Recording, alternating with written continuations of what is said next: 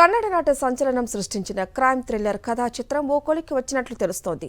కట్యారా మూవీతో హిట్ కొట్టిన sandalwood hero దర్శన్తో పాటు మరో నటి పవిత్ర గౌడ కలిసి ఓ హత్య చేసినట్లు దాదాపు నిర్ధారణ జరిగింది.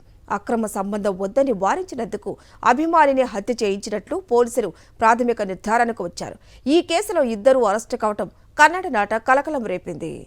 కర్ణాటకలో సంచలనం సృష్టించిన ఫార్మసీ ఉద్యోగి రేణుకాస్వామి హత్య కేసులో కొత్త విషయాలు వెలుగులోకి వస్తున్నాయి. కన్నడ నటుడు దర్శన్, అతని అభిమానులు రేణుకాస్వామిని దారుణంగా కొట్టి చంపినట్లు పోలీసులు నిర్ధారణకు వచ్చారు.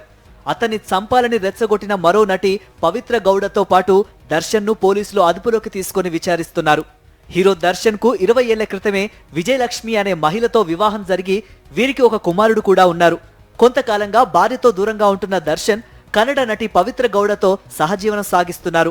అయితే వీరిద్దరి రిలేషన్ వల్ల విజయలక్ష్మికి అన్యాయం జరుగుతుందన్న బాధతో రేణుకాస్వామి అనే యువకుడు తన ఇన్స్టాగ్రామ్ ఖాతాలో పవిత్రను లక్ష్యంగా చేసుకుని అశ్లీల సందేశాలు పోస్ట్ చేశారు.